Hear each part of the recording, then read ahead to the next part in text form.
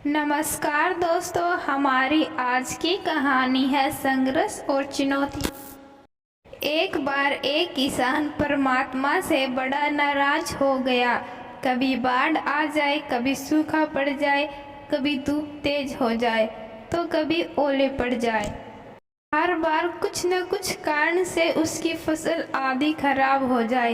एक दिन बड़ा तंग आकर उसने परमात्मा से कहा, देखिए प्रभु, आप परमात्मा हैं, लेकिन लगता है आपको खेती बाड़ी की ज़्यादा जानकारी नहीं है।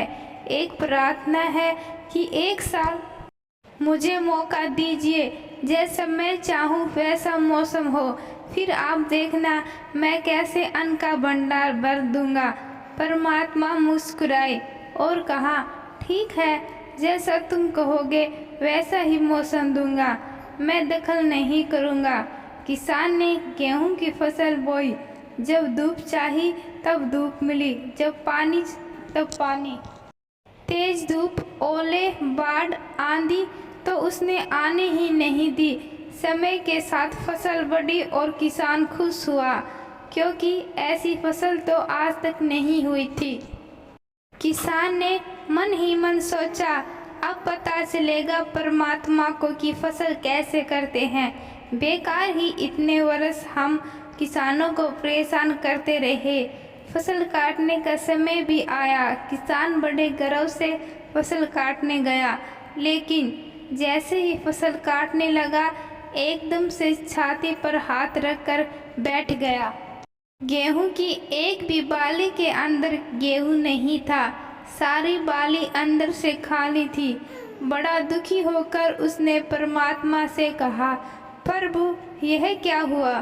तब परमात्मा बोले, यह तो होना ही था।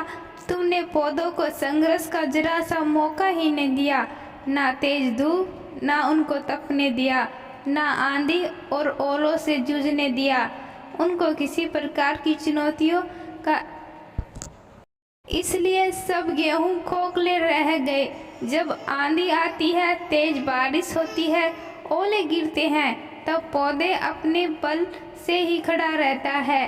वह अपना अस्तित्व बचाने का संघर्ष करता है और इससे जो बल पैदा होता है वह उसे शक्ति देता है, ऊर्जा देता है, उसकी जीवता को उभारता है।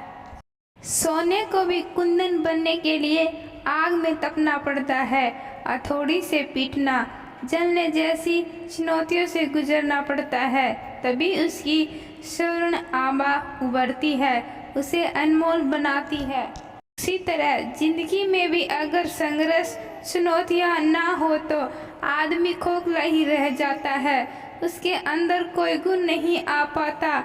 यह चुनौतियां ही हैं जो आदमी रूपी तलवार को दार देती है, उस सशक्त और प्रखर बनाती है।